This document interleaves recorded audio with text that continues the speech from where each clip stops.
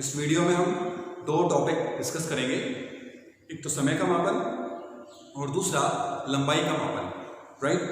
तो हम as per the syllabus तीन भौतिक राशियां जैसे लंबाई, द्रव्यमान और समय, इन तीनों का मापन और इनके एसआई मात्रक और उसकी मानक परिभाषा का अध्ययन हम कर रहे हैं, राइट। देखिए, वैसे मूल मात्रक है 7, लेकिन आपके सिलेबस के अकॉर्डिंग हम तीन मूल मात्रकों की परिभाषाओं को यहाँ पर डिटेल में डिस्कस कर रहे हैं। 7 की जो परिभाषाएं हैं वो टेबल में लिखी गई है, लेकिन सबसे इम्पॉर्टेंट है इन तीनों की मानक परिभाषाओं को याद करना और समझना।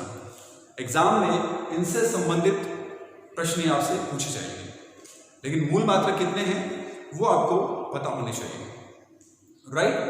तो इसमें हम समय का मापन, समय को हम किस में मापते हैं? एसआई पद्धति में, सेकंड में, राइट। तो सबसे पहला पॉइंट हमारा ये है कि एसआई जो मात्रक है समय का वो है सेकंड। यस, भौतिक राशि है समय, इसका मात्रक सेकंड।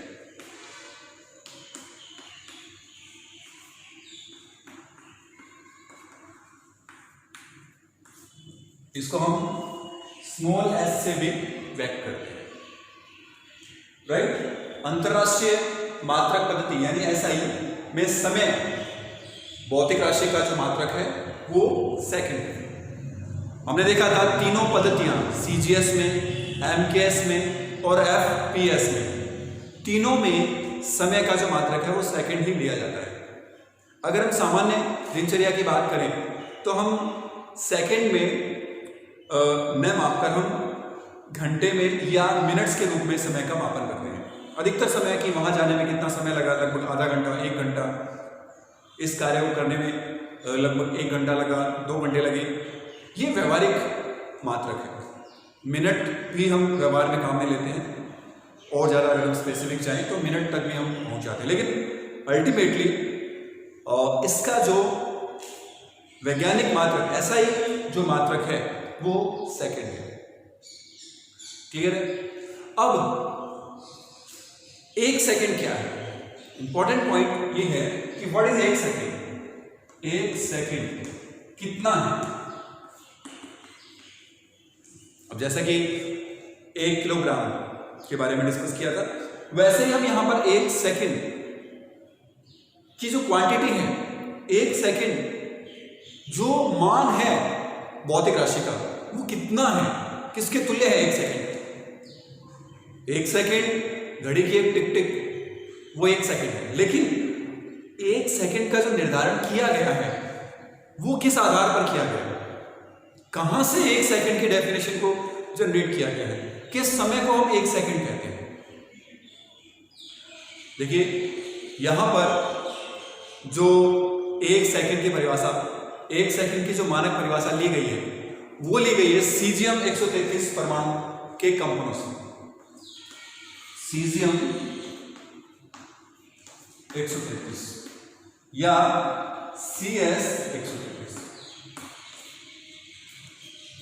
सीजियम 133 परमाणु के निम्नतम स्तरों, ऊर्जा स्तर है, सीजियम परमाणु के जो ऊर्जा स्तर है उसके निम्नतम ऊर्जा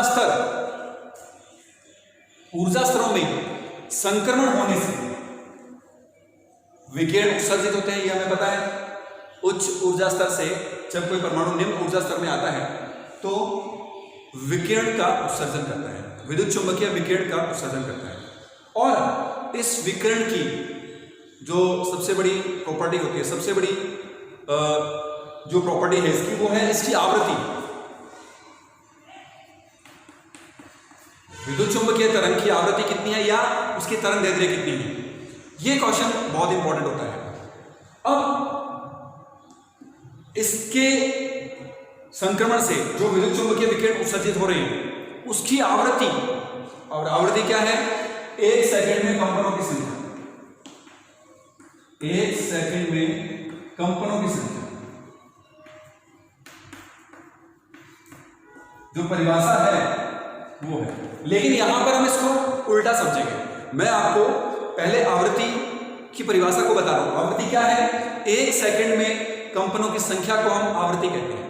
ये जो विद्युत चुंबकीय विकिरण निकल रहे हैं, एक सेकंड में इसके जो कंपन है उसे हम आवृत्ति कहते हैं, राइट। तो ये परिभाषा तो एक सेकंड की मानक परिभाषा स्थापित होने के बाद की बात है, परंतु यहां हम समझ रहे हैं कि एक सेकंड है क्या, राइट।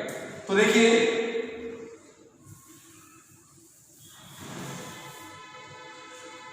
इसमें जो विकिरण उत्पन्न हो रहे हैं उनकी जो आवृत्ति है यानी कंपन है 9,192,631,770।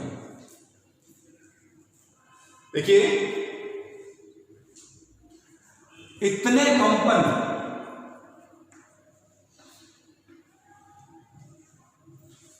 कितने कंपन 9,192,631,770 कंपनों के लिए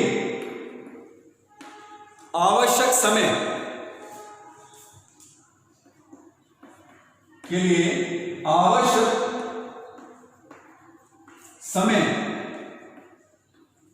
क्या होता है? एक सेकंड होता है। क्लियर हुआ? एक सेकंड क्या है? जो वैज्ञानिक कम्युनिटी है उसमें एक सेकंड क्या डिसाइड किया गया है, क्या निर्धारित किया गया है? व्हाट इज एक सेकंड? एक सेकंड क्या है? दिस सीजियम 133 परमाणु के निम्नतम ऊर्जा स्तरों में संक्रमण से उत्पन्न विकिरणों के इतने कंपनों के लिए आवश्यक समय एक सेकंड कहलाता है।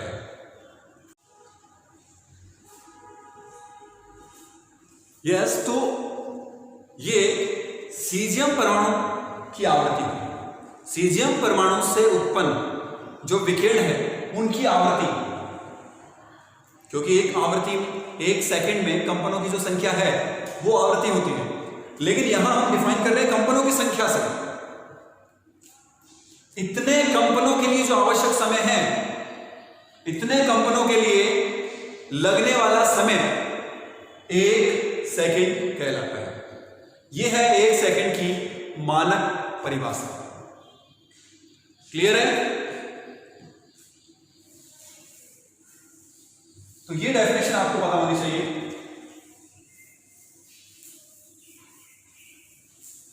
और सीजियम 133 परमाणु के कंपनों पर आधारित जो घड़ी होती है उसे हम परमाणु घड़ी कहते हैं। परमाणु घड़ी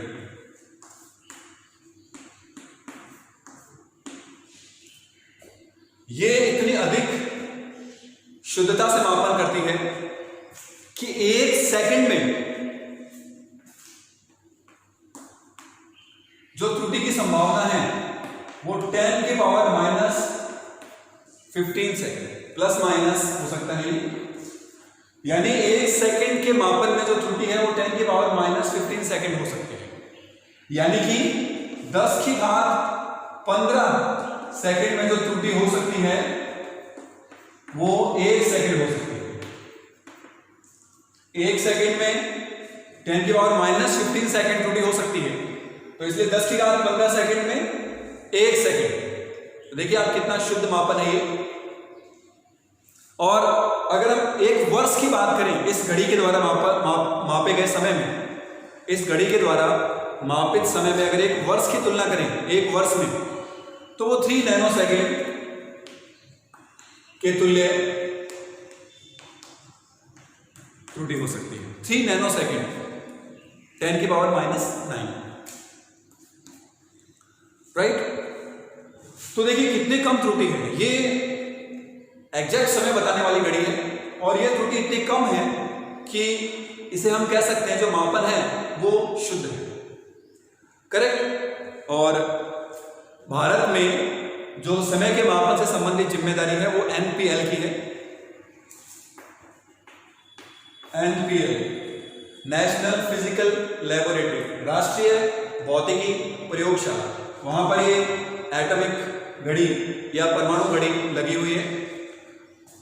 तो समय के मापन से संबंधित जो रेस्पॉन्सिबिलिटी है वो इस एनपीएल लैब की है, एनपीएल न्यू दिल्ली की, राइट। तो ये था समय का मापन। तो आप समझ पाए होंगे जो महत्वपूर्ण भौतिक राशियां हैं उनके जो मात्रक है, उनके जो मानक परिभाषाएं हैं, उसका हम यहां पर अध्ययन कर रहे हैं। तो करेक्ट।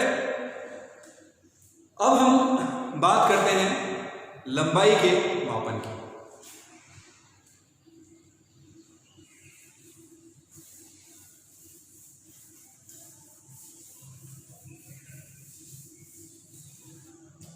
देखिए स्टूडेंट्स, ये जो टॉपिक्स हैं सभी छोटे छोटे टॉपिक्स हैं।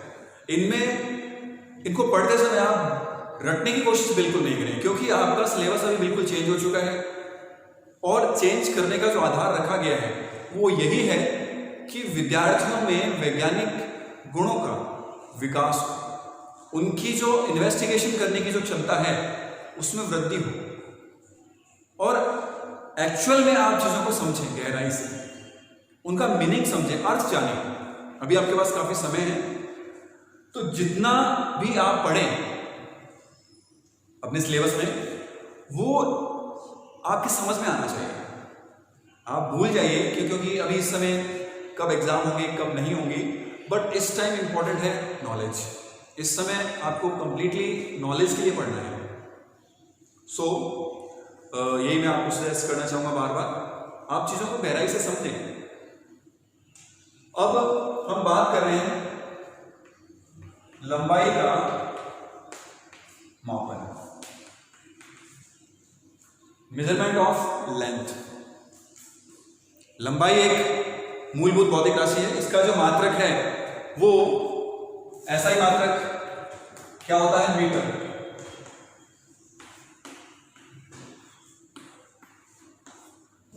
ऐसा ही मात्रक है इसका, मीटर, राइट। देखिए पहले आपको ये बताया गया था जब हमने द्रव्यमान का मापन, लास्ट वीडियो, उसमें आपको बताया गया था कि मात्रक जो भौतिक राशि को व्यक्त कर रहा है उसकी जो मानक परिभाषा है वो इस प्रकार से होनी चाहिए कि वो कभी चेंज नहीं हो भविष्य में। तो हमने द्रव्यमान की जो त्रुटिपूर्ण परिभाषा थी, 1 किलोग्राम की जो त्रुटिपूर्ण परिभाषा थी, उसको चेंज किया।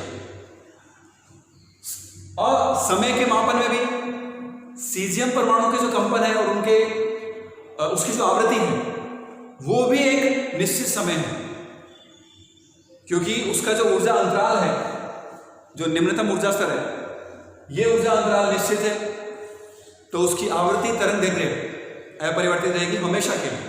तो समय का मापन भी हमने इस तरह से किया है कि वो भविष्य में उस परिभाषा को हमें कभी बदलना नहीं पड़े। अब हम बात कर रहे हैं 1 मीटर लंबाई क्या है।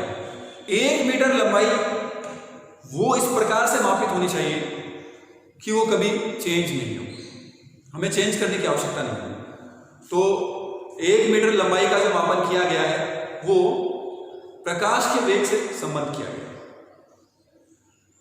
प्रकाश की जो निर्वात में चाल है मीटर प्रति सेकंड, मीटर प्रति सेकंड, देखिए मात्रक क्या है, मीटर प्रति सेकंड। अब 1 सेकंड में इतने मीटर, करेक्ट। देखिए प्रकाश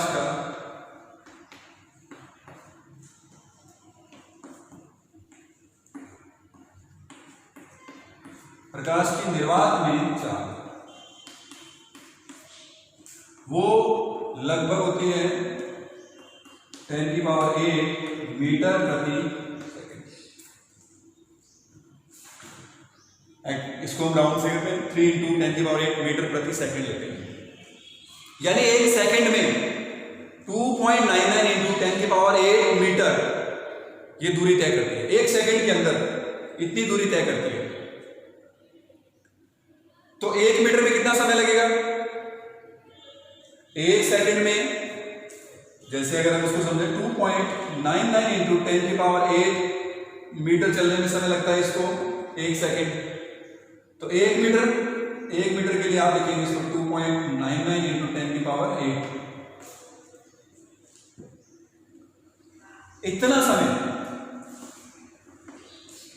इतने समय में प्रकाश किरण द्वारा निर्वात में चली गई दूरी 1 मीटर के तुल्य होती है। समझ रहे हैं आप? यहां पर हमने निर्वात में जो चाल है प्रकाश की वो 2.99 इंटू 10 की पावर 8 मीटर प्रति सेकंड है। तो यानी कि कितने मीटर दूरी तय करती है 1 सेकंड में? 1 मीटर दूरी तय करेगी 1 बटा इस सेकंड। तो एक्चुअल में ये जो मान है इसको अगर हम लिखें डिटेल में तो ये मान कुछ अलग है। ये हम केवल न्यूमेरिकल्स के लिए इसको हमने राउंड ऑफ कर रखा है। एक्चुअल में ये जो मान है वो क्या है देखिए,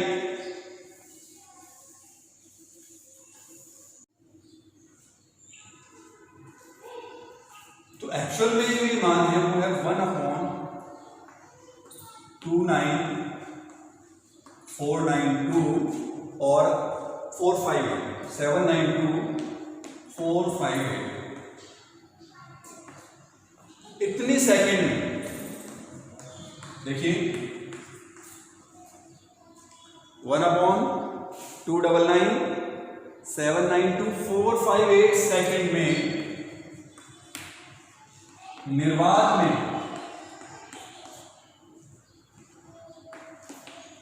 प्रकाश द्वारा तय की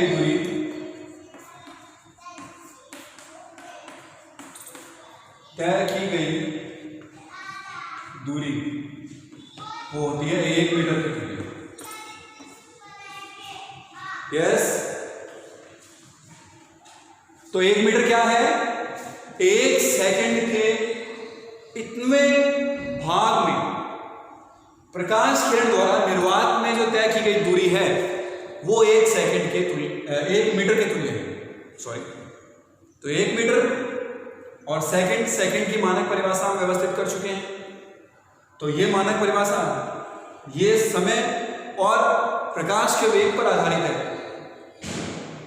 तो ये परिभाषा भी इन फ्यूचर चेंज नहीं हो सकती है, क्योंकि जो प्रकाश का वेग है वो निर्वात में निश्चित है, नियत है। करेक्ट? तो हमने परिभाषाओं की रचना इस प्रकार से की है कि वो भविष्य में परिवर्तित ना हो या उनमें परिवर्तित होने की संभावनाएं कम से कम हो। तो ये तो दूरी थी 1 मीटर, और एग्जैक्टली जो प्रकाश का वेग है वो ये है, इतना मीटर प्रति सेकंड। ये एक्चुअल मान है। अब दूरी की अगर हम बात करें, दूरियां सूक्ष्म स्तर पर भी होती है, लार्ज स्तर पर भी होती है। ग्रहों के मध्य दूरियां, परमाणुओं के आकार, अगर हम इनकी बात करें तो एक तो सूक्ष्म और वृहद, बड़ी दूरियां और सूक्ष्म दूरियां, तो इनका हम मापन करते हैं तो बहुत अधिक दूरियों को हम प्रकाश वर्ष से मापते हैं। ग्रहों के मध्य जो दूरियां हैं उन्हें प्रकाश वर्ष से मापा जाता है। प्रकाश वर्ष क्या है? एक प्रकाश वर्ष प्रकाश किरण द्वारा 1 साल में या 1 वर्ष में तय की गई दूरी को हम प्रकाश वर्ष कहते हैं। तो इस प्रकार बहुत सारे मात्रक इसके हैं, लेकिन ऐसा ही जो मात्रक है वो मीटर है। इसके पदों में व्यक्त किया जा सकता है अन्य सभी मात्रकों, राइट? तो इस वीडियो के लिए इतना ही। हम अब तक लंबाई का मापन, समय का मापन और द्रव्यमान का मापन पढ़ चुके हैं, जो कि इनके जो मात्रक हैं वो मूलभूत मात्रकों में से है। टोटल 7 है, लेकिन यहाँ हमने 3 मात्रकों की मूलभूत परिभाषा या मानक परिभाषा का अध्ययन किया है। तो ये परिभाषाएं पूछी जा सकती है कॉम्पिटिटिव एग्जाम्स में भी और एग्जाम में, राइट? तो आप इसको रीड करें बुक से और साथ में वीडियोस भी देखें, तो आपको काफ़ी इजी लगेगा रीड करने में। Okay, thank you.